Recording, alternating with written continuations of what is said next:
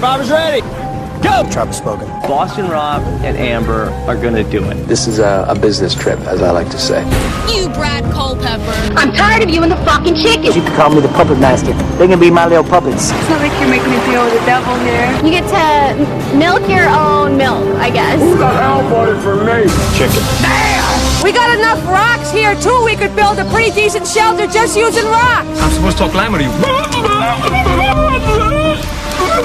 You understand that better? Direct from Hobart, it's time for the only Survivor podcast in Australia dedicated to Survivor, bringing you all the latest interviews, episodes, and opinions from the greatest reality show on the planet.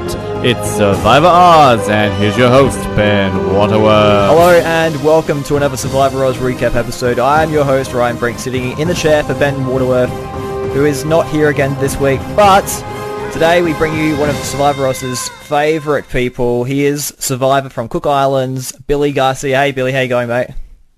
I'm doing great. Thanks for having me on. No, thank you so much for being here. So, Billy, what have you been up to lately? Doing good. My band is in the studio working on our second album. We've got 7 out of 12 songs down, and hopefully we'll have the second album out sometime this year. Well, you want to talk a little bit about your music? How'd your first album go? The first album was received very well. We had a lot of great reviews.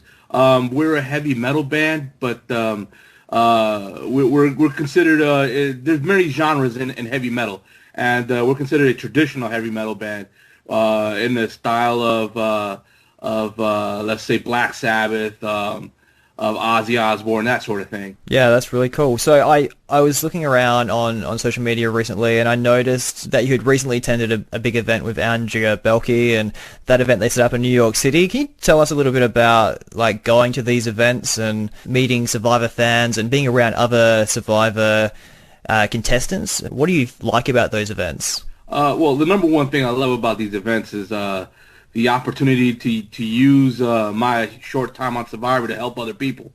That's always my favorite positive takeaway from my time on Survivor, that I get to help others. As for meeting the other survivors, like, we could go on for hours and hours just swapping stories, and everybody has like great behind the scenes stories, great stuff that didn't make the edit, and things that the edit got wrong and how it really went down, and that's always a lot of fun. And then to share that with Survivor fans who appreciate the stories, that's always a lot of fun. And you leave it to Survivor fans to think of the funniest questions to ask, and they definitely know how to squeeze information out of us. Can you maybe like elaborate on that a little bit as well, and talk about maybe what's the craziest fan interaction that you've ever come across? One of my favorite fan questions that I get asked has actually to do with it's not even my season. They ask about things like, has anybody ever got caught like in the bush, like whacking off or anything like that? And then I tell them the story that I heard from Mad Dog from Australian Outback. I think it was Australian Outback. Yeah. Mad Dog. She tells the story of how the whole beef jerky thing went down. That was really code word for someone who got busted jerking their beef. They didn't want to humiliate that person on TV, so they said, "Oh, they smuggled in some beef jerky," and I was like, "Oh, now it makes sense." Just want to get a little bit of your feedback so far on this last season we had. It was a second chance season, and big season. We talked about it for a long time. Back in May, we started to vote. Had you heard any rumblings about this second chance season leading up to the big announcement? And was this something that you would have liked to have been a contender for as well? Yeah, definitely I wanted to do it. I heard about it, and from what I understand, I was on the board early on. The way Survivor likes to do things when they bring back people, they literally have a board where they have pictures, and they put the pictures up there, the headshots of the different people that they're thinking of bringing back. And it's the process of elimination where people come off the board, and then eventually they have their 20 for their cast of returning players. And so from what I understand, I was on the board early on, and I don't know what it was that got me off the board, but before it got to the point where telling people to pack their bags to come for the LA Final 50 and what have you, like I was already off the board at that point. Yeah, so, yeah, it's disappointing. But yeah, I totally would have done it. No, like I know from a lot of us who are really big fans of yours, Billy. I know you were a second boot, and we're on the second boot this week. I can't think of probably a second boot that people naturally just love more than you, and it would have been great to have seen someone like you come back. And like I know on Twitter, I know you're really big. How many followers now? Like last time I checked, I know it was over 80,000. Like, so you have a huge following. There are people who would love to see you back. So hopefully one day still. Yeah. All joking aside on the followers and stuff, yeah, I've done so many charities over the last 10 years thanks to Survivor that I've just accumulated so many. But nobody wants to, nobody wants to hear something so mundane about, getting different followers from charity work and all that stuff. So I always joke around and say things like, I have a cult following, or I do follow trains, or sometimes I think one podcast I said it's ancient aliens. They're all on Twitter now, and they love the shirt I wore. Yeah. So Billy, we're only 2 weeks into this new season, but can you just share probably just an overview of your general impressions so far of this season, Survivor Kaoh, Rong?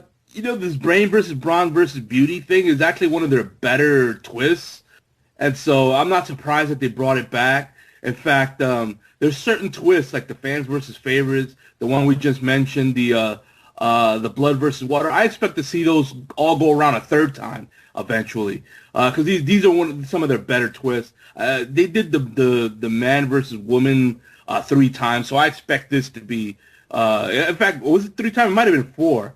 I have to think about it. Yeah, they did that one a lot. Now that I think about it, but yeah, I expect this one to have a third go around as well. And even though we seem to always end up getting one of these tribes and get their asses kicked pretty much for several episodes, yeah, so what? It's still entertaining. Yeah, I'm not surprised that the Brawn team is getting their butts handed to them, because for a Brawn's team, they don't seem very brawny. I looked over at the Brains tribe, and I'm like, man, one of their older guys there, Pete, looks more brawny than anybody on the Brawn tribe. What's with this Brawn tribe? They're like the weakest Brawn tribe ever. Yeah, it's so funny you mentioned that, because like I know one of my biggest gripes about going back to this concept. I quite like the concept. I really enjoyed Kaoh, but my biggest gripe was having a look at the original tribes, and you have players like Alicia, Blondie, who are so skinny for a Brawn tribe, and Darnell, who left last week. Like, he didn't look like an athlete at all. He didn't really present that way. And if you're going to do this kind of concept and you're going to call it Brains, Beauty, Brawn, at least try and cast to those mantras, or at least try and fit them in a tribe where they probably fit a bit better. And there are players on the other tribes that are more brawny, or they have those characteristics they could have used. No question. I think that the tribes, plural, were not explained well. Like Ty on the Beauty tribe. Yeah. Like, I personally think it's because he's a landscaper and he does gardening that his beauty is not himself. It's what he does for a living. He beautifies the landscape. And so that's the sort of thing that, yeah, okay, maybe I can connect the dots myself, but if they would have explained it better, then they would go on to explain why the Brawn tribe isn't so brawny, why the Brains tribe is not quite so brainy, and why the Beauty tribe, not everybody in the Beauty tribe is beautiful looking. So I just think they didn't do a good job explaining. We're just talking about Ty, so let's just jump straight in. Ty has been one of the most interesting characters that we've had this season. He's leading the confessional count right now. I think he's 13 confessionals in 2 episodes. Do you want to just talk a little bit about Ty and how you've seen his game so far? Well, he looks like Yao Man, but sounds like Cowboy. I'm definitely loving the bromance he and Caleb are having. But Caleb is a reality TV veteran, so he knows how to get some airtime. He picked the most flamboyant character and honeyed up to him. Yeah. So he's a smart dude there. Ty is got this great personality. Terrible at like hidden immunity idol searching. Terrible at it. Like the first week when he got busted looking Like, if it were me, I would have dropped my pants and, like, started taking a dump right there and been like, hey, can I get some privacy? You know, he didn't even try. And now this week, he goes climbing up a tree and he leaves the evidence all up the tree with his blood up and down the bark. And I'm like, oh, now how are you gonna explain that one? Like, people are gonna look up on that tree and they're gonna see what's up there. He's fun to listen to, fun character, but not the sharpest knife in the drawer right now. Yeah, so let's go back a little bit and talk about his idol search, maybe in that first week where he's going in and he's ripping out these trees. Now, as a gardener, I found that very fascinating. But so you're saying that you believe that in that kind of situation, you just kind of play dumb. But what we saw Ty do was the complete opposite and just say, yeah, I'm looking for the idol, but give me 5 more minutes. How do you think he should have played that if he was going to be open with the others? Do you think he maybe should have asked, I think it was Nick who came up to him at the time and said to Nick, you know, help me find this idol. I think I got a clue there's something around here. Is that the way he should have played it? Well, there's three options, in my opinion. 3 options. Number one is the one that I came up with, which is the one I would have done, which is completely lie about what I was doing out there and make it so awkward and so not worthy of discussion that it would just take everybody and turn them around and leave. He chose the second option, which is to tell the truth, and I was shocked that they gave him 5 more minutes. I can't think of another season where players would have been like, okay, yeah, sure, keep searching. Good luck to you. Like, it doesn't make any sense. Like, why would they? That was weird. But the third option is the one that you mentioned, where whoever showed up to bust them for looking for the hidden meat idol, he could have just made an alliance with them. He says, all right, that's what, 4 of us here? 4 is the majority. Let's look for this thing together, and then we'll have all the power. That's the third option, and I don't know why he went with the second option, which is, you know, that telling the truth is good when you have an alliance. When you don't have an alliance, or when you're in the minority, it usually backfires. You know, what are you gonna say? Like, yeah, I was gonna vote you out. Like, that's never a good idea to tell the whole truth. Like, you can't be completely honest. This game is part poker. Yeah, so we're jumping to week 2, and he finally finds the clue. He's been searching for this for a while. He finds the clue, and we discover that he digs under the tree. He finds another clue and I don't know, some kind of tool to help him get the idol. But we find that the idol is right up this tree. I don't know about you, Billy, but I'm not someone who's athletically able to climb a tree like that. What are your feelings about the decision from like production to place the idol so high where really, I'm trying to think back in Survivor history, Aussie from your original season, Cook Islands, maybe might have been able to get it, but I can't see like really anyone in this cast being able to get up that high in a tree to get the idol. Yeah, I think the style is designed for 2 people to work together to get. Yeah. Yeah, instead of trying to climb a tree, I think I'd have threw rocks at it to try to knock it down. Yeah, because I don't think I'd have got up that tree either. Maybe I could have tackled the tree. I don't know. But, I think that idol is meant for more than one person to work at it to get. And I think it's just the key. I don't think it's the idol itself. The idol is in a box that he dug up, and then the box on the outside said to open this box, you have to retrieve the key. Yeah. That's why he got the tool. So, yeah, I'd have been like, screw the key, man. There's big rocks all over the place. Let me just smash this box. I wouldn't have went for the key at all. I think that's going to be the easiest way. So you're talking there about how, I guess, there's a perception within the Survivor community right now that they're going to need to find someone to assist them in getting this key or working together. And I guess that comes back to, we heard pre-season that one of the twists this season with the hidden immunity idol is that if you have 2 hidden immunity idols, it kind of works like a super idol, so you can use it after the vote. Do you think this is why they're trying to implement this kind of thing where they want to have people working who both have idols? Do you think that's what they're trying to do in production? Oh, I think that's definitely the idea. They're trying to force the issue to make it to where they have to have multiple people aware of the idol so that they can put these idols together and have that play out during the season.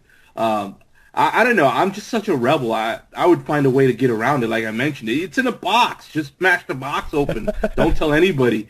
Bury the pieces. Yeah, I would just I would not be very compliant to this concept of having to work together and then put the two idols together and then it goes to somebody else. Even though I found the first piece, that doesn't work for me. I don't know. Maybe I'm just hard-headed that way. One of the things that you raised before was talking about Ty's relationship with Caleb, and I don't know your viewing background, but had you seen Caleb on Big Brother? Are you a Big Brother fan, Billy? My sister is by far and away the bigger Big Brother fan. I catch episodes here and there. It's like you watch it like 3 or 4 times a week if you include the internet feed, and it's like, damn, who the hell has that kind of time? I sure as hell don't.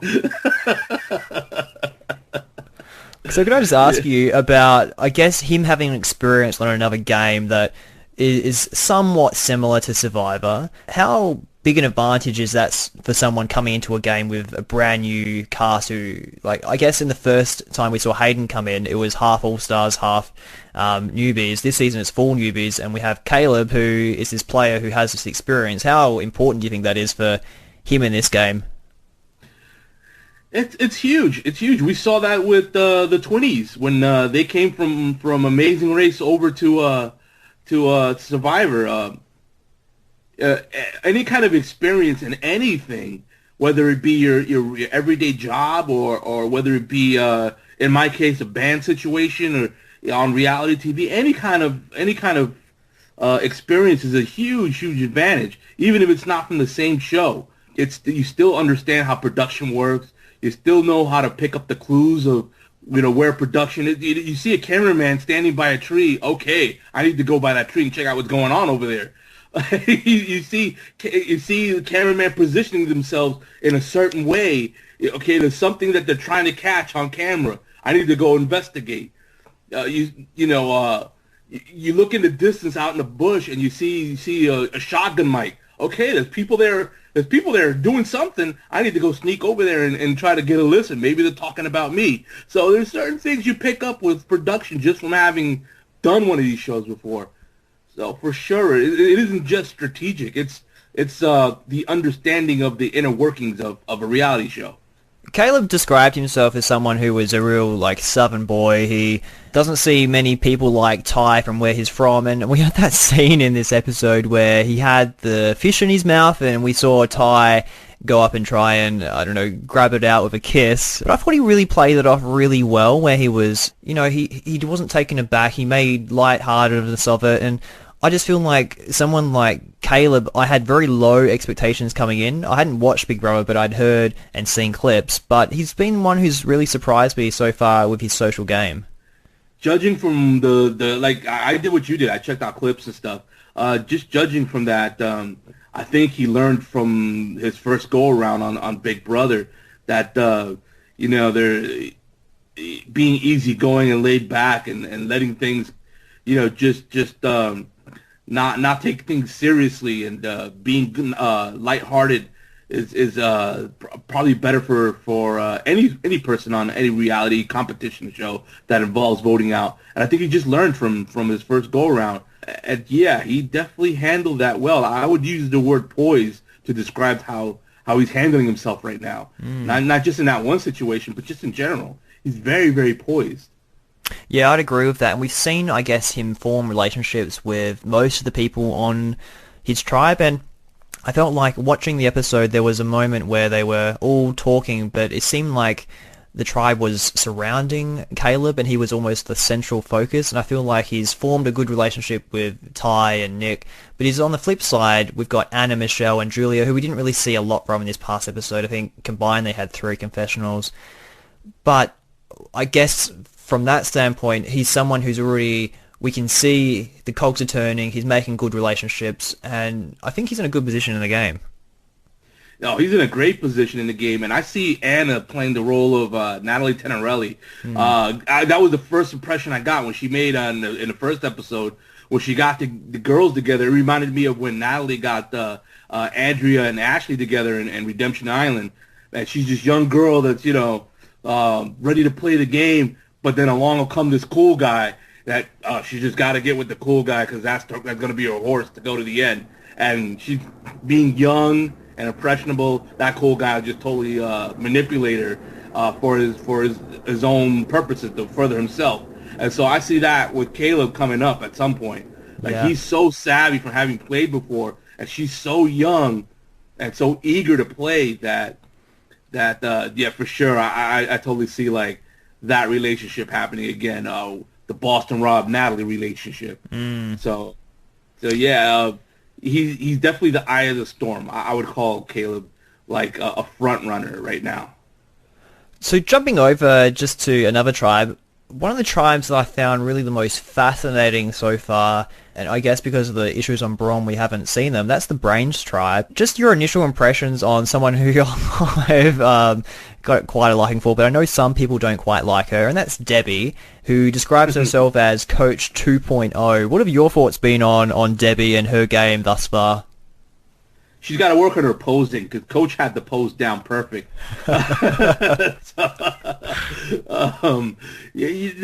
Debbie is a character. What I like is that every tribe has some characters. That TV's character driven, so it's definitely great that Debbie has a character. As for how useful she is, I think she's overrated herself. She sees herself as much more useful than she actually is. But I love the Brains tribe. It's such an interesting tribe. Liz was my pick to win, preseason pick to win. She's going through some ups and downs, but she's on a tribe that's just winning, so she can afford to go through those ups and downs. I love Pete. Pete is probably one of my favorite players in a long time. And it isn't just because he looks like Barack Obama, like our president. But he's definitely got that look after. Yeah. But he's another guy that's just, I love what he said about Debbie about keeping her around. He's thinking long term. He's already thinking about a goat to sit at the end with. So he's got his head in the game. Yeah, I really liked Pete this episode as well. I felt the first episode he got a bit lost and we really didn't see much of him at all. But I actually did a podcast this morning and I said that Peter was actually my player of this week. I just felt like he really was the breakout star in this episode. I love the dynamic that he had with Debbie, and I love that, not that he was being condescending to her, but he was just acknowledging that she had these traits. He didn't put her down, but he also was able to go to the other side with Liz and have a bit of a joke about it and acknowledge that she was a little bit different. But I just feel like he's in the perfect position where maybe some of the other people on the Brains tribe would think negatively of Debbie. He's already, like you're saying, he's seeing her as the person that he can take very far in this game and use to his benefit. So yeah, I really liked Peter as well. Yeah, he's got his head in the game. And I love how even though he's got the Barack Obama look, he's definitely using the politics. That's what he did with Debbie. He was a politician. She was emptying out her, pouring her heart out over whatever it was, and he without being what's the word I'm looking for? Condescending. He found a way to just agree with her, like you said, and let her have her say without stirring the pot anymore. But I agree with you. There's something there going on with Pete and Liz that we only got a glimpse of. I hope they show a little bit more of that dynamic in future episodes. Yeah, I'm very excited about it as well. And you mentioned that you chose Liz as your winner's pick. She was also my winner's pick. I just felt like her pre-game stuff was fantastic. She was just someone who popped out. And I guess for you, she's a fellow New Yorker, so there's that connection as well. A little bit of bias. Yeah, have you run into Liz at all pre-game? Have you met her at all yet? I haven't met her. Well, I don't consider her like seeing somebody like, hey, like that's not merely meeting somebody. But I think I expect to see her a lot at these events, and I think she just maybe I'm reading too much into it, but maybe she's players that tend to go far tend to lay low quite a bit more than players that go out early when it comes to interacting with other survivors. So, but maybe, like I said, maybe I'm reading too much into it. Yeah, well, I really liked her as well, and the first 2 weeks we've had, she's had 8 confessionals in total, which is the most from the Brains tribe. She's had 4 this week, 4 the week before, and I really felt like her confessionals were in really interesting points, so I feel like she's someone who could go far in the game. Talking about Liz as well, it was exciting to see on Twitter when it was announced that she was on, that Stephen Fishback announced that she was his first recruit to Survivor, so it's great that we're getting Survivors recruiting new players into the game. Just talking about Liz as well, I guess her dynamic with Joe, that's been one that's been a little contentious and brewing over this past episode, and we saw that Joe was someone who, I guess, he's the older statesman on the tribe, he's got all this life experience, he feels like he probably knows how to do things more than these younger contestants, and he even said about Liz that Liz is book smart, she does very well at making these things, but in reality some of those things aren't really useful, and he knows how to do it. Sorry, and talk about Joe, how have you seen him so far, and how have you seen that dynamic between him and Liz? Yeah, Joe, I think Joe sees himself as a Rudy from Borneo. Yeah. But he's, in my opinion, he's coming off more like a BB from Borneo. You know, BB was a know-it-all who just annoyed the hell out of people. Rest in peace, BB. But yeah, I think Liz is a little bit more popular than he realizes. If he would have handled himself with Liz the way that Pete handled himself with Debbie, I would see Joe going far. But the way that he's very condescending. He's a little bit too assertive. So I see that as rubbing the tribe the wrong way. And he's the oldest player on the tribe. So you kind of have to be the grandpa. You have to be nicer. You have to brown nose a little more when you're the one who's the natural first pick to go out. And I don't see him being that way. I think he's a tough SOB, and he's not going to change. So if they lose, I'm afraid he's probably the first one off that tribe. Yeah, Billy, I love that you mentioned the BB reference, because I'd actually been saying that myself. Someone was comparing him to Rudy. I was like, no, he's definitely the BB of this season. Like, he thinks he knows everything. And the point is so valid, because he's talking about the water, and there's Debbie's talking about the water, how she can just drink it. She's got the stomach of an elephant or something, and we've got Joe's being very, very condescending, where he's saying to Liz, pathogens, my ass, or my butt, or something like that, and he's being really rude about it. So I'd like that Liz, and I'll get you to talk about this as well, Liz decided to, instead of having a confrontation with Joe, she went off for a confessional and then just went into the water and, floated around for a little bit. How do you think that she played that? Do you think that she played that well by removing herself from the situation? And do you think that's a strong point? Yeah, you never want to be away from the tribe for too long, but in this case, I think it was the better move, because she was avoiding conflict. It's her body. She knows her body. Joe doesn't know this woman. They just met for the first time, so they don't know. Joe is not in a place where he could say that she could handle water that's not been boiled properly, that, the bugs and the wildlife out there has used as a bathroom. Maybe Joe and Debbie do have this leathery intestine that can withstand anything, but you can't, Liz, like I said, she knows herself. She knows, what'll make her hurl chunks and what'll push her body to the brink, and she's protecting herself.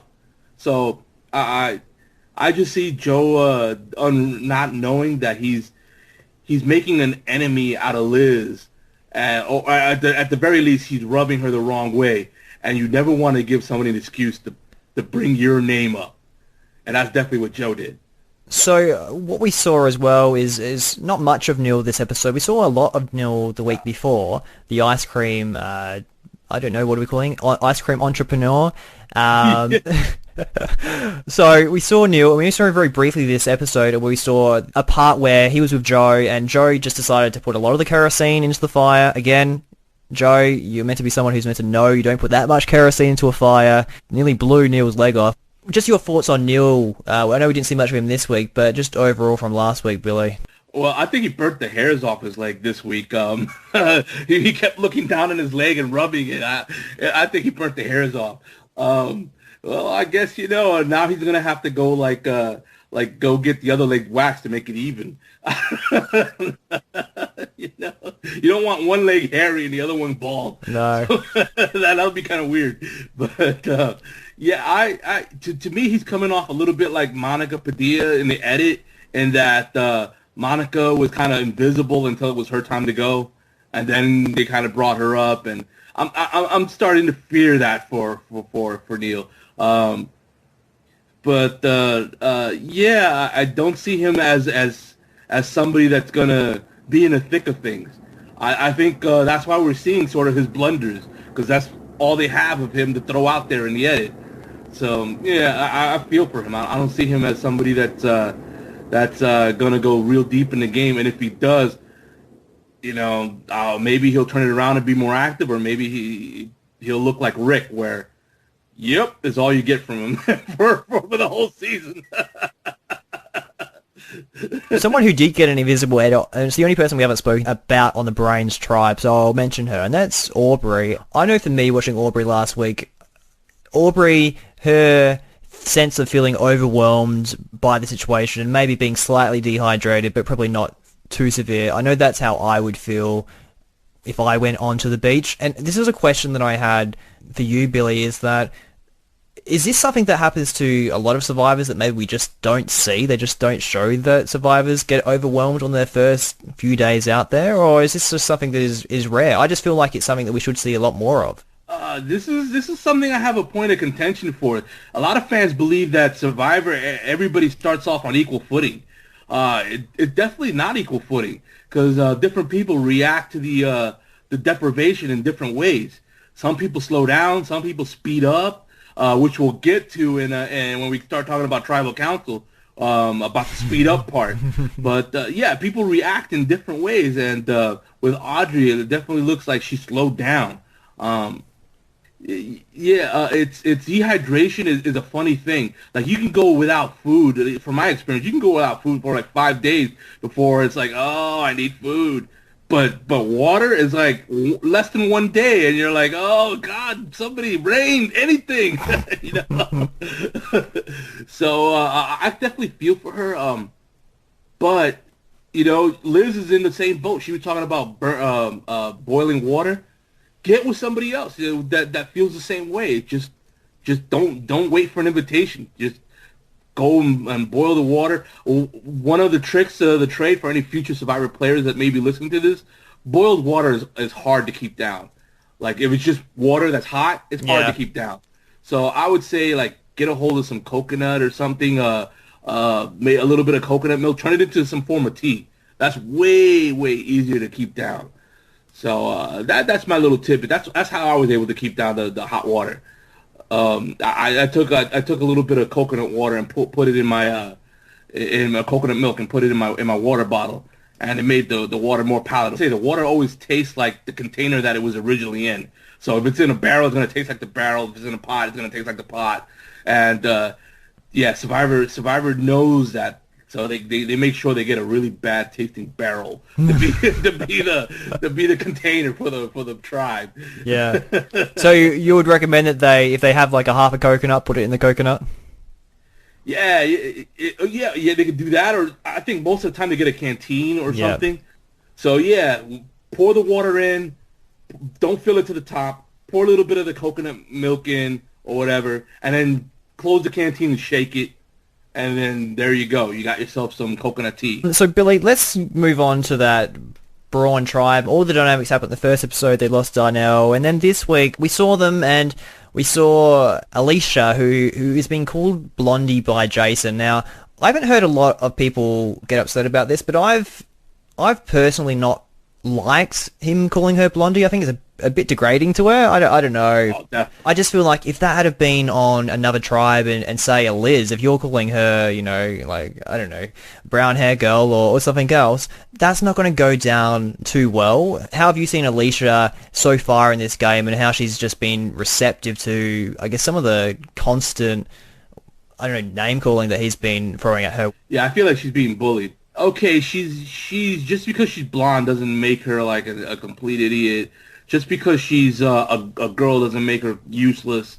I think there's a lot of unnecessary stereotyping going on towards her, and she was the only one that had the resolve to stick with it and spend 5 hours trying to get that fire started, as she did it.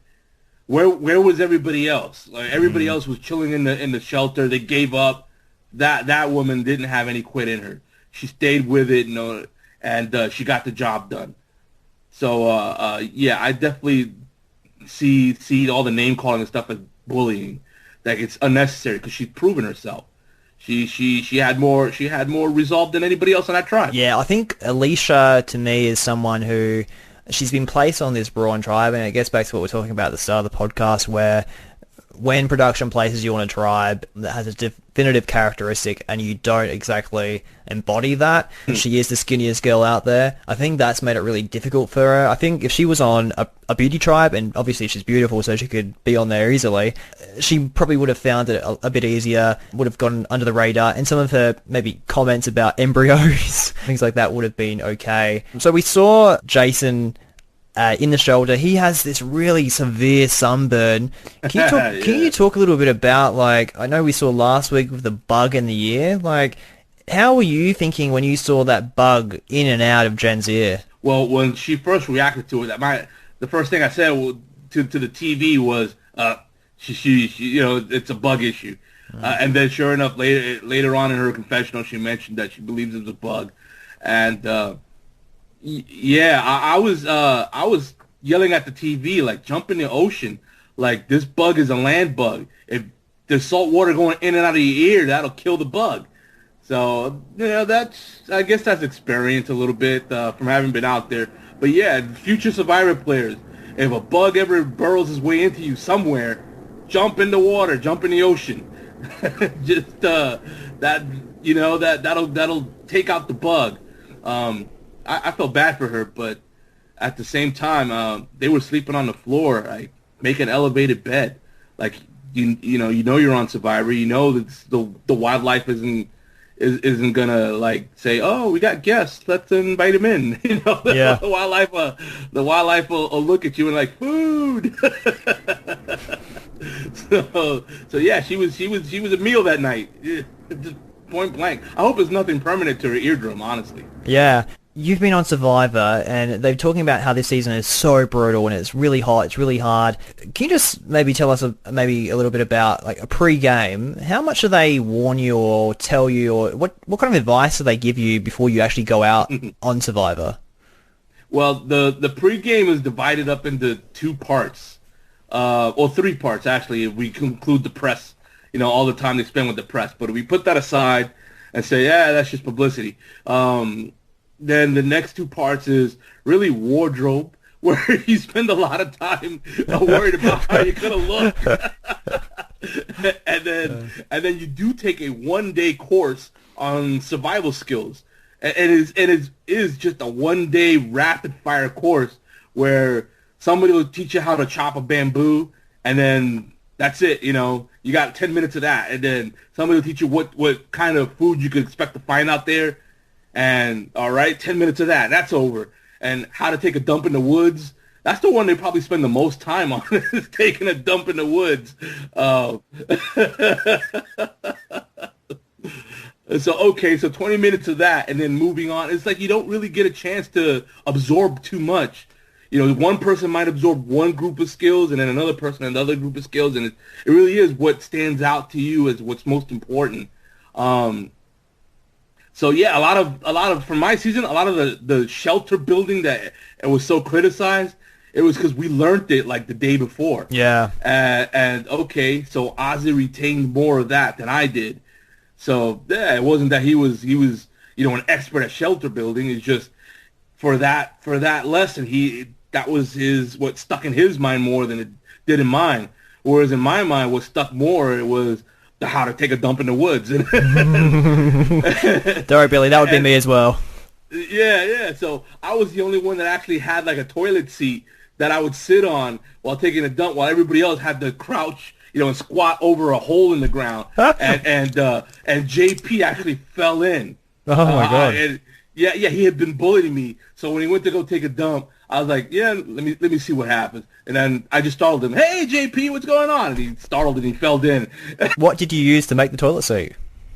I took four or a bamboo and chopped them to 4 legs. Yeah. And then I had leftover pieces of bamboo from the shelter building that I just chopped into four just little strains, and then I made a square to the top of the 4 legs, and then I left like a hole in the middle, Yeah. So that was, and I tied it together with a hibiscus branch that we tore apart to make rope out of, that we also used on the shelter. And I had my toilet seat. I would dig a hole and I would just sit on the seat, and then when I'm done, I'd cover the hole up, put a little stick there like it's a grave so that I wouldn't dig in the same spot twice, and I'd run to the ocean and clean myself in the ocean. And I never had a problem with that aspect of Survivor because I came up with that toilet seat. Of course, it didn't make the edit because what were they going to do? Show me taking a dump? Well, they showed Darnell taking a dump last week. Yeah, that was that was a first, I think, or maybe not a first, because didn't Dan try to take an aqua dump and lose his underwear? His manties. Yeah, his manties. Yeah, Darnell. If Darnell taking a dump that close to camp, like, I don't think he understands like the tide rolls in. Yeah, that was gonna find its way to the beach, man. Not good at all. This reminds me of the Sepia who won what was it, Vanuatu? Marquesas. The Marquesas. She won Marquesas. She said that she used to go to the playground to practice doing what she saw on Survivor and stuff. I'd like to see how somebody would practice, like, going to the beach and taking an aqua dump. Like, there's no way to practice it if you think about it. Like, what are you going to do? Like, fill up your bathtub and drop one? I don't know. I live close to the beach. My chances of getting a Survivor are pretty much nil, but heaven forbid I ever did get selected. I think that's the first thing I've got to do. Go to the beach, I don't know, walk out really far, hope for the best, and do it on a weekday where there's less people. Yeah. Well, hey, didn't Survivor come back to Australia? The Australian version of Survivor? I saw there is a casting call out, and I know they are in the process of going through those applications now. So they're going to be filming it in Borneo in about May, June, and out in September. So really excited for that. Yeah, well, if the producers of that version of Survivor is listening, here's my pitch to you guys. How about Australian fans versus favorites, where you bring back some of the American survivors and then pit them against the Australian fans? This will be their first chance to really interact with their favorite survivors. Like, it's easier for Americans because they, all our events are here in the United States. They could just buy a ticket. To Australian fan is so rare that I think you would get different reaction, more of hero worship, more of villain hating. I think the reactions will be bigger. So that's my pitch. Like, it's funny you say that because when they talked about it, I like that idea as well. I even thought about kind of like the Philippines where they had captains for each, like, 3 tribes where you can get someone else. I think that's probably the only chance, like, a Russell Hantz has of coming back and not getting voted off in the first vote, where you might have people who have no idea who he is. But, yeah, it'd be really fascinating. It's going to be interesting to see when it does come out. We're going to go to that immunity challenge, and for the immunity challenge, each team had to race down the river to retrieve a very heavy log and carry it through a series of obstacles. And we saw that, again, we had Caleb making a huge dash for it to make and reach his log first. Something that I was thinking about, though, was, do you think that he made the right decision to run out so far ahead of the rest of his tribe because he couldn't actually do anything until they all got there? And is he already, like, saying to the other tribes, look, we get close to a merge time, I'm the one who's the biggest threat? Do you think that he maybe should have thought about that and just slowed down and run with his tribe, or should he be running there straight away? Yeah, I think he looked like a Jesus lizard running across the water there. He did without thinking, just point blank. I think if he'd have looked over his shoulder and saw his tribe way back there, he might have slowed down a bit. But he just went. I don't think there was any thought pattern to what he did whatsoever. I think once he got to the log, he turned around and, hey, where's everybody? I thought they were right behind me. So, but it is what it is. I think looking at his physique, he was going to be a threat to people anyways at the merge. During this immunity challenge, the whole time we're going through it, we're hearing Debbie, who's on the sit-out bench, and she's being a really fantastic cheerleader. What do you think about her just being so vocal about her support for her team? Do you think that's a positive or a negative? It's definitely great TV. So from that standpoint, she pulled some cameras in her way. Congratulations, that was a good move for that. I've been in the challenge where somebody sat out, where JP again, he sat out, and you can't hear him. You can't hear him at all. And there's no attention going that way. The focus is 100% on where you are and what you're doing. So, yeah, like I said, it was great TV, though. I guess as we're going through that final immunity, we finally get past the obstacles. They've got this big, heavy log through the obstacles, and they're untwining it, and they're getting this slingshot out, and they're going up to their platform, and they have to shoot at 2 targets, and we see Caleb again leading the way. He's won it for beauties 2 times in a row. How are you feeling about the beauty tribe? Do you feel like, considering the people on their tribe, can you see them going to a tribal council anytime soon? Only if they're, I think the beauty tribe isn't gonna see tribal council until there's like a tribe reshuffle, and then you'll get some beauties on this tribe and some beauties on that tribe, and then you'll see them go to tribal council. But as a whole, as a tribe, maybe I'm getting too ahead of myself, but I don't see there being enough immunity challenge from now to a tribe shuffle for them to really do to really have that moment, unless an injury happens. If an injury happens during the challenge, you lost a challenge. That's just it, So if it happens during a challenge, then yeah, sure, But barring lightning striking somebody, literally or figuratively, I don't see them going to tribal council as a tribe. I haven't really touched on this yet, but this season was really hyped about being one that was going to have lots of medivacs. What are your thoughts on a game that has these medivacs? How do you think that would impact on the players who are out there? Do you think that this is something that we're hoping happens early in the game, or if it happens later, I just feel like it could really shift the game? What are your thoughts about this? Medivacs, has that polarizing effect that you get a player on the bottom suddenly isn't on the bottom anymore. A player who had his ducks in a row suddenly doesn't have their ducks in a row anymore. So it definitely, it's more than a shift. It's it's basically like a snow globe. Somebody shakes it and everything is everything is all over the place. We don't know until the dust settles what the effects could be. But I've been saying for a long time, like before this season, that we were bound to get one of these seasons where there would be a lot of medivac. That I was surprised it hadn't happened before already. There's so many ways to get injured and hurt and sick out there that I was just surprised that, for my season, my season began with Cecilia damn near getting run over by the ship that we looted. Yeah. And then I got set on fire, and then fast forward to Poverty nearly chopped off her thumb, and Adam, snapped his leg, and all of the above stayed in the game. Maybe that's what we've had a lot of, is a lot of injuries that never made the edit. Out of everything that I mentioned, I think Poverty was the only one that they really focused on with her, the machete and the thumb, and then everybody comes running out of the bushes. White women down, white women down.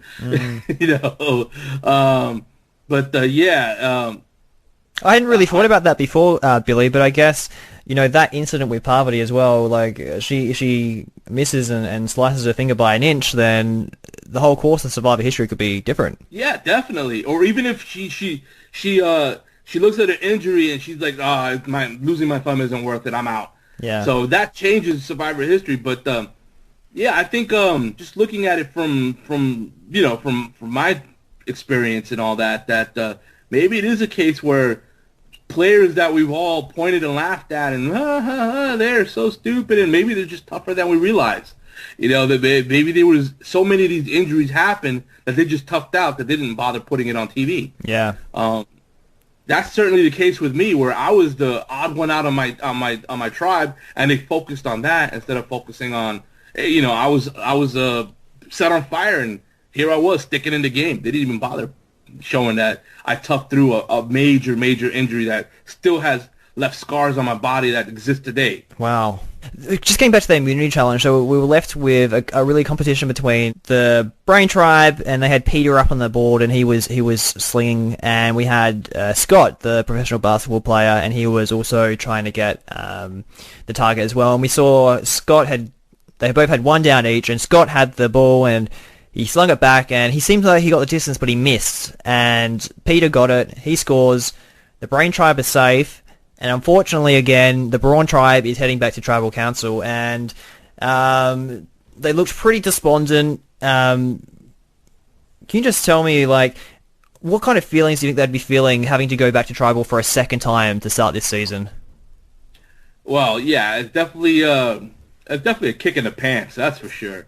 But to a little bit of the defense of the Brawn tribe, they were suffering from a lot of deprivation that was their story for much of the episode, was how they because they didn't have fire, they didn't have water, they didn't have food. They had 2 chickens there that they couldn't even eat until finally Alicia started the fire.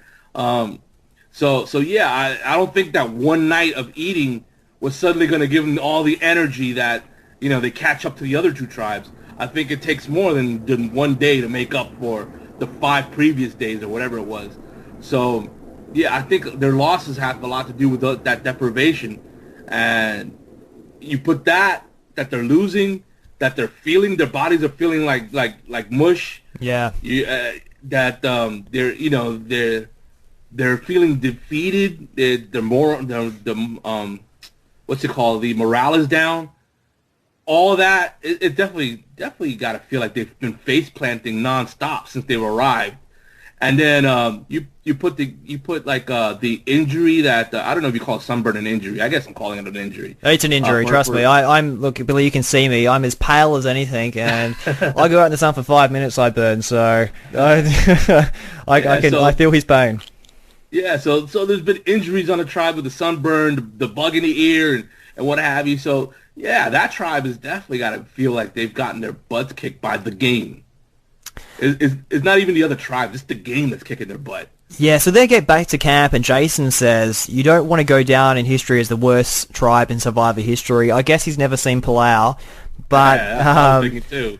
But they're not having a great start. We see that they're back at the camp. Alicia's gone off. They believe she's off looking for the immunity idol, and we have got Scott, Jenny, and Jason in the camp, and Jason's, I don't know, mucking around with Scott, and a bit of his I don't know, picking his skin or something, and part goes in the pot, and this is beyond the joke. And it's also beyond the joke for Jennifer, who decides, you know what, I thought I knew this person, but maybe I don't. So she's on the beach, she's walking with Alicia, Sydney's behind them, and Alicia raises, we're not quite sure, conflicting stories. One of them raised about, I think we should make a women's alliance. And inevitably in these seasons, we always hear the term women's alliance. I don't know what it's about women, but they like to make the women's alliance. And Feminism. She proposes the female alliance, and they talk about targeting Jason. Jason's the one that should be targeting. What do you feel about Jennifer's decision to make that move at this time? The way it was edited, it was definitely Jennifer that brought it up. Yeah. Jennifer, I understand that she was keeping her options open, but let me just say playing both sides didn't work for me either. So she had the same results I had. When you're in a small tribe, playing both sides doesn't quite work because there's too few people to keep this, it's easy to compare notes. When you have a big tribe of 10, then it's easier to play both sides because there's really like 3 sides in a big tribe. Yeah. But in a small tribe, people compare notes. People talk. It's easier for the secrets to get out. So you really can't afford secrets on a small tribe. That's how the whole hidden immunity idol getting busted, looking for that was because they were in a small tribe. You couldn't get lost in the shuffle. And now Jennifer's experiencing that very same thing as she's trying to weigh her options, coming up with different ideas of what might be better for her. And, 3 people leaving out of 6. Yeah, it's noticeable. Yeah, it's hard not to, or not even out of 6, it's out of 5 now at this point. We're in the second episode, so you get 3/5 of your tribe walk away. Like I don't, as much as I think Lance, or I'm sorry, not Lance, Kyle, Jason, whatever he's calling himself nowadays. Which name did he choose? Jason. This episode. Jason. Yeah, wasn't it Kyle in the first episode? His first name is Kyle. His second name is Jason, but they're calling him Jason. I'm not sure. Yeah. So okay. So Sarge. So Jason. Yeah, of course. Even though he's being an a-hole about a lot of other things, he was justified in feeling paranoid because you get that bunch of your tribe walk away to have a conversation. Naturally, something's going down. Yeah. Naturally, this is Survivor. This is why it's great to speak to you as well, because I know that you started on a tribe of 5, so you were actually on a tribe when it had this amount of numbers, so it's interesting to see your, I guess, thoughts about the situation. And you're right, if you're walking off with 3/5 of the tribe and there's only 2 people left who are in the minority, there's always that fear that something else could be going on. No question. When I was on my tribe, like, it was me and Christina that would walk off, and then we'd come back to camp, and then Ozzy, JP, and Cecilia would walk off, and I was like, oh, well, there you go. Like, I know where I stand now. And I would try to get Cecilia to come over and talk to me and Christina, and she would have none of it. So I knew, okay, there's no flipping her vote. Yeah. But you got to try anyways. But still, like, it gives away, like, who's willing to walk away with who, and it isn't just who sleeps with who, like Boston Rob would look at it from his way of strategizing. It's also who walks with who and who's willing to hold the conversation with who. And I don't blame Jason in that case. He was justified. He was right. So Jen talks about this decision to make an all-go alliance, and she says this game is about big moves. Yep. I always have an issue with that statement because, no, I've never played this game, but I think it's about making a big move at the right time, but it's also about making 100 small moves that could get you in a position to be in the right place at the right time. Do you feel like her feelings that Jeff wants to see a big move so early in the game is what ultimately has led her down this path? You do have to make the big moves at the right time, and for her, she actually was on the right track. If she was making a calculated gamble that there's going to be a tribe reshuffle at some point, in the near future as opposed to down the road, then this was the move to make. But if you believe it's down the road, then it wasn't the move to make. So it's all about when do you feel that's going to happen? And for Jennifer, also you got to believe that part of the gamble is what kind of challenges are we expecting? Like if there isn't the tribe reshuffle, are we still going to be picking up big logs and heavy items, or is it going to be like retrieving puzzle pieces and then from the ocean and then putting the puzzles together? If that's the case, then we don't really need the big guys. We can have the women be the majority. So it's all about what do you expect and what number are you putting your chips on? And if you're going to entertain the idea of this all-women alliance, you have to go through with it, because at that point, if you're not going to entertain the idea, then you can't bring it up. You have to keep your mouth shut. So once she brought up the subject, that's it. She's locked in. I don't think she saw it that way. Something that I found really fascinating was, and you're talking about the Women's Alliance, is that if you've got 3 women, they all need to be on the same page. And I kind of felt like they tried to railroad Sydney into this. And I got to say, we haven't seen much of Sydney, but I'm really liking the way she's playing this game. I think she's a really strong, not just physically, but she seems to be a really strong character internally. She seems to know this game pretty well. She's made the decision that, you know what?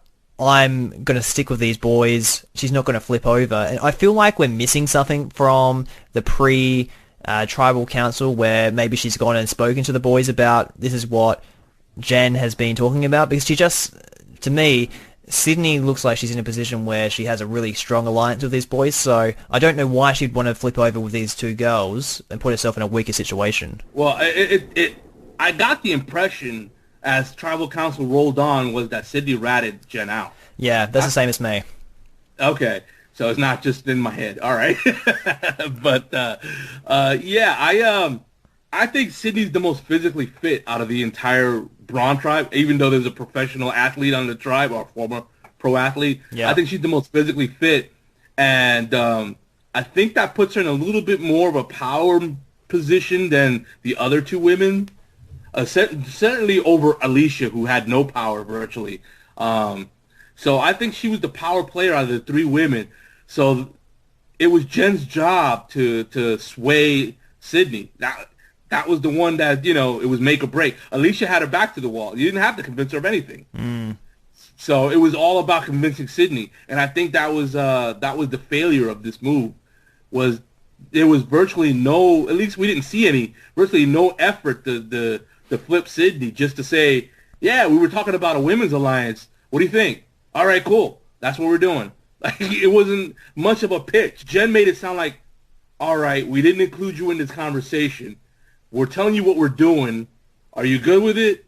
That's all I need to know. What I didn't like about that situation was that her logic for it was that when we get down to a merge, they're going to be targeting the big threats in this game. They're going to be targeting the boys first. But when you're someone like Sydney, and you're right, she's probably the fittest person on that tribe, you're not telling me when we get to a merge, she's not someone who's going to be seen as a physical threat. I know the men can be a bit macho and it's all about them, but I can't remember seeing too many women just as physically intimidating as Sydney. So for her, if she's going to flip with these girls, that puts her at number one in terms of strength compared to those two girls. Where in comparison, when she stays with the two boys, she kind of has, I guess, take from Jeremy last season, a few meat shields around her to act as that buffer. Yeah, and not only that, but she's seeing that the boys on her tribe are not holding up too well. Yeah. We mentioned the sunburn and how they lay around the shelter so much, especially for a Brawn tribe.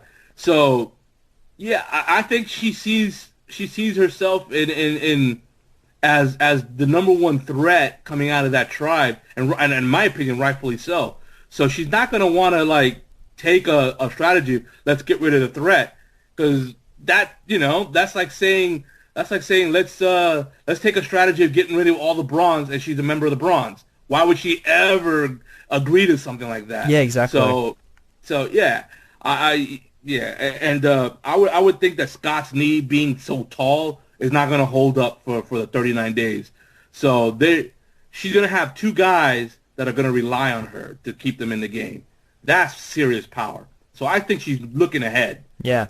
So let's officially go to that tribal council, and we're at the tribal council, and Jeff, as he does, he's got better over the years. He's a master of this now, and that's the probing questions, and he's sending these probing questions down to Jennifer. And I know we see 6 or 7 minutes of a tribal council. I think I heard Jennifer say in a recap of her series that she reckons it went for about an hour and a half, the tribal council. So we're seeing a very small snippet of it, but Jeff's asking her a probing question, what's been happening? And she says, ideas have been discussed about other alliances, and we see Jason and Scott's reactions to that. Do you think that decision was made at Tribal Council, or do we think that maybe, like we talked about before, that Sydney maybe let on that this had happened and she was already gone? Yeah, when Sydney, even though I do feel like Sydney ratted her out, I don't feel like they just took Sydney's word for it. I think it took Jennifer to confirm everything that Sydney had been telling them in pre-Tribal Council. So yeah, I think that decision went down, which is why it wasn't a unanimous vote. If you look at it, the vote was split. So, and I don't think it was an idle thing either. So yeah, I think the decision happened at Tribal Council. Jennifer, it frustrates me whenever I see somebody give away their whole game at Tribal Council. I understand that Jeff Probst asks questions and most people feel obligated to answer the question. One of the things that experienced players have learned is just because you're asked a question in your answer, you don't have to give anything away. You just give an answer to whatever question of what you want to talk about. You take it wherever you want to go. He could say, hey, it looks like you and so-and-so are looking pretty tight. You can just take that answer away and say things like, well, there are different bonds that are forming in this tribe, and there's different people that feel close for one reason or another, but we're a united tribe. You can take it elsewhere. You don't have to say, yeah, me and so-and-so are a bond, and we're going to the end together, and that's just dumb. And she had, I had to laugh because she jumps up right at the end. She jumps up and stands on her seat, and what are you all thinking? If you're seeing someone next to you stand up and declare their love for the tribe, and let's give it a second shot, what's your reaction, Billy? What would you do? Well, I'm not just a member of the Club of Proclamations of Love at Tribal Council. I'm also the president. So once again, it didn't work for me either. So yeah. When somebody does the standing up, like if she did that sitting down, it might have swayed that one vote she needed. But once she stood up on on the stump there and put her arms in the air, she went from being from being not the sharpest knife in the drawer to being the knife that'll cut everybody if we're not careful. Because she came off as not self-aware enough. Like she doesn't know that her she's coming off as not centered, a little off center, missing a few marbles. I'm trying to be polite here. I'm trying not to call a person just out and out crazy. But she came off as somebody who wasn't all there for one reason or another. And I think it's deprivation. I think this is what we were talking about earlier in the podcast, where some people slow down and other people speed up. I think she sped up. I think her mind was going a million miles an hour, and it had a lot to do with just the deprivation of it. And when she got to the Ponderosa and got some food and water in her, I think that's when she calmed down and she was like, ooh, okay, maybe that last move kind of hurt me more than it helped me. I'm not speaking from experience. So she gets, I guess, when we're talking about, we talked about Debbie before, and she was described, I think Peter described her as, does she have 30 cats or 40 cats? So how many cats do you think that Jennifer has? 40 cats. Yeah, Peter was like 40 cats. I'm like, I don't know how many cats she has, but I know she's got a few bats in her belfry.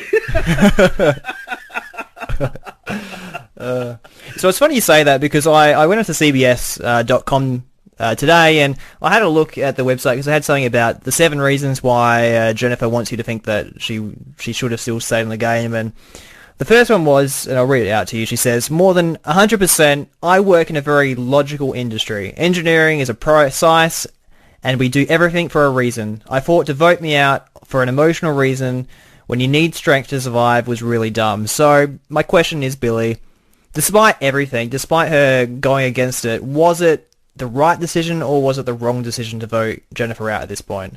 Jennifer, if I can compare it to another player, yeah, sure.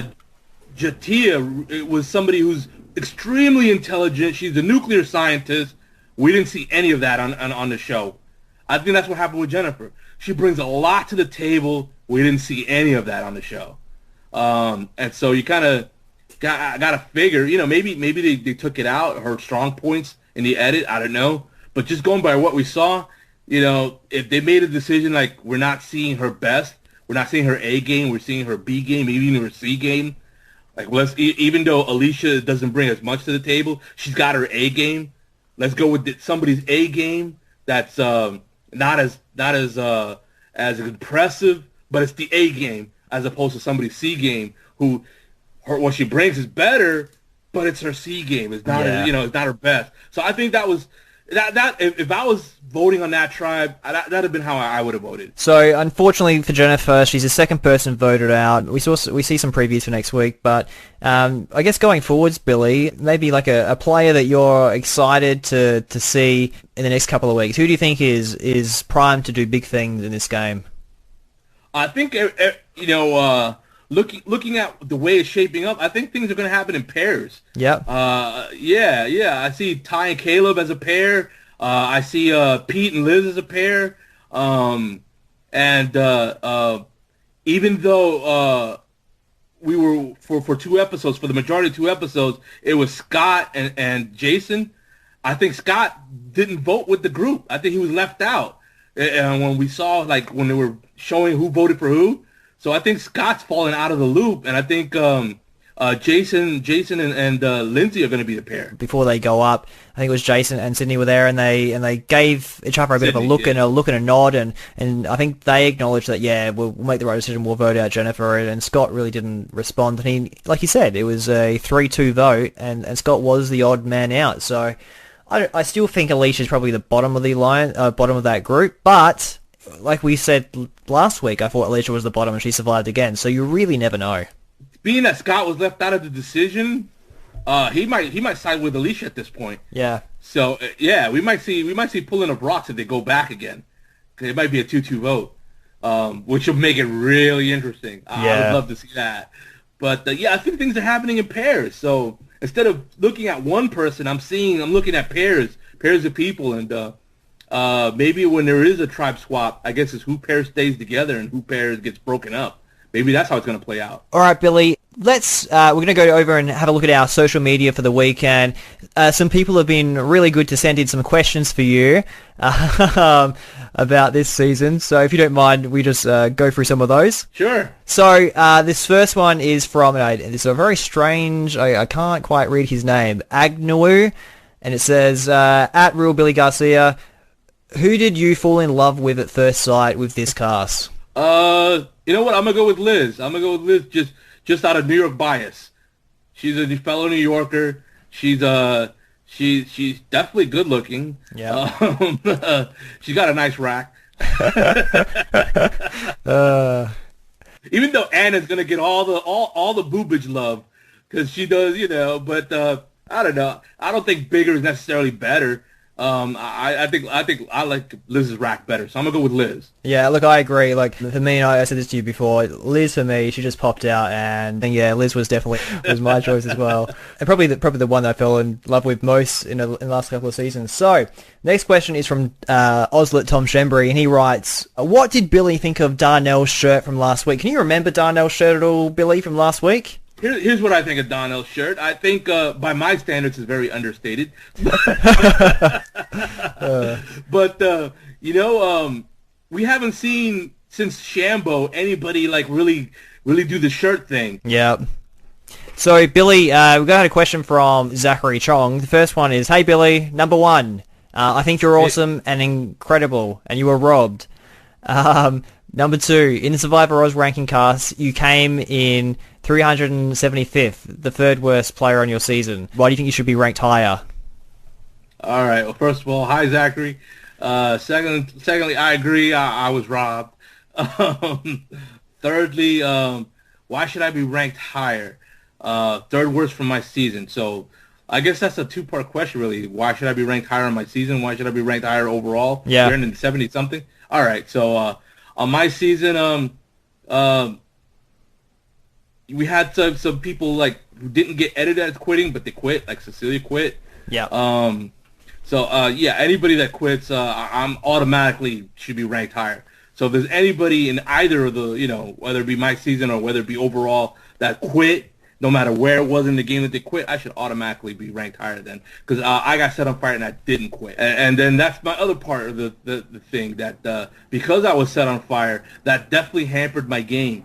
So once that happened, my game was essentially over, but I just was, hard-headed. I didn't want to be an evac. I wanted to see it through all the way. And I think I should definitely get some points on toughness just for staying in a game in a situation where most people would have axed out. It's not a question, but it's just a statement from Joshua, and I know Joshua on Twitter. He's a regular Survivor poster.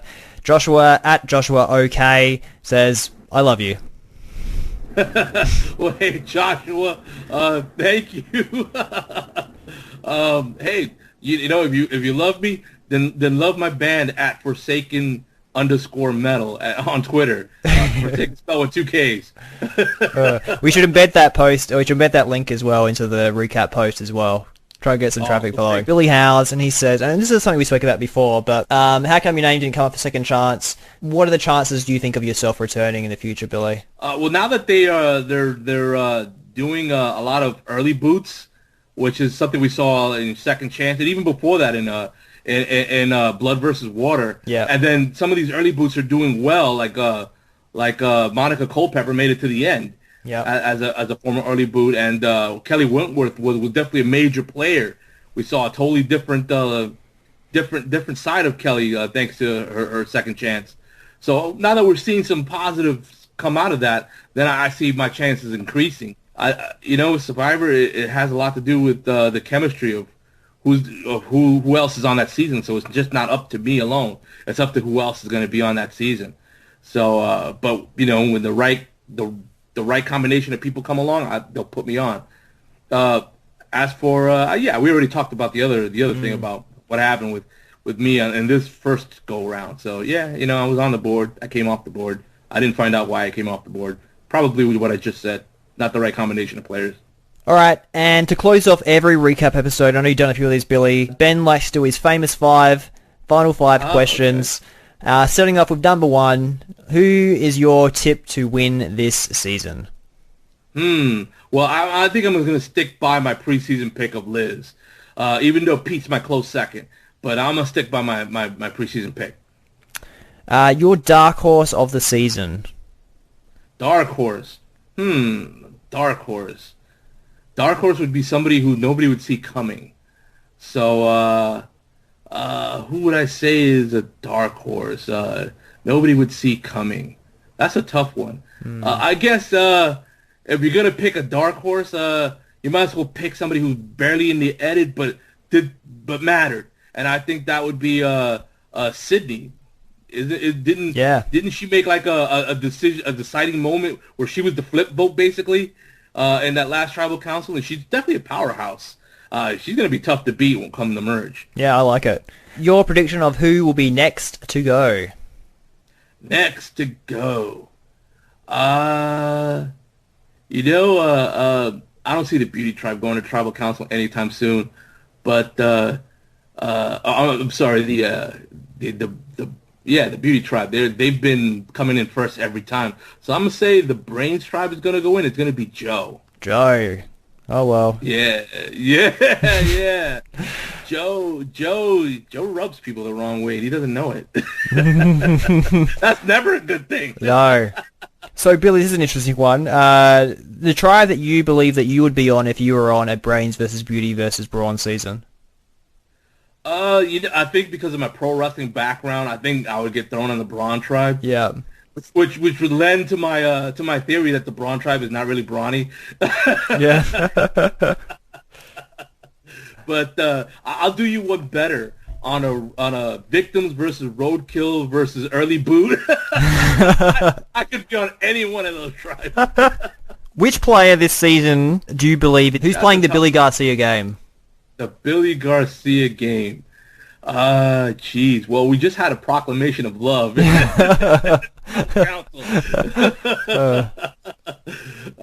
And she did try to play both sides. Yeah. So with the same results. So I have to go to our latest boot and Jennifer. Which is not a good thing, but yeah. If you're gonna say just I was a character on my season, just from a pure character standpoint, I think Ty, just because he's being a big character. Yeah, I like that as well. Thank you so much for doing this recap episode with us at Survivor Oz today, Billy. I know you got up really early for this, so we're really appreciative of it. Here's your chance. Plug away everything you want to plug. Let us know where we can find you, what's going on.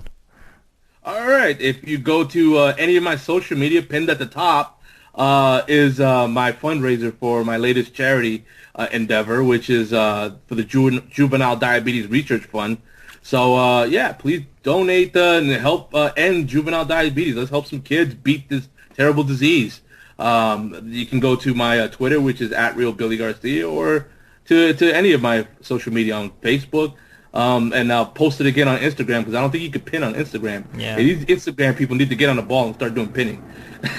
And can I just say as well, Billy, I'm actually a teacher, so I've worked with a girl who had juvenile diabetes about 2 years ago, and watching the struggles of what she went through on a daily basis, and she still goes through on today, that's a wonderful cause that you've chosen. What connection did you have to the Juvenile Diabetes Association? When my season was still airing, that was the very first reality charity I'd done.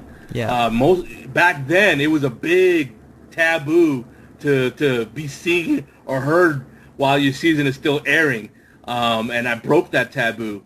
And it had a lot to do with, juvenile diabetes. Anything that has to do with kids, like, really grips my heart. And then this is something that for those who've never seen somebody with juvenile diabetes, like, they have this contraption that is attached to them that checks their blood sugar at all times, and they have to stab themselves with the needle and with the inject themselves with insulin when that moment comes, and it's heartbreaking to see a kid go through that. It's one of the most difficult things I've ever seen, and I saw this before, in my high school growing up. I had a friend that had this going on, and so that's kind of stuck with me. That to see that at such an impressionable age. I was a freshman in high school, so I think I was like 14 or something. So yeah, that's a real impressionable age to see somebody go through that struggle, and it stuck with me.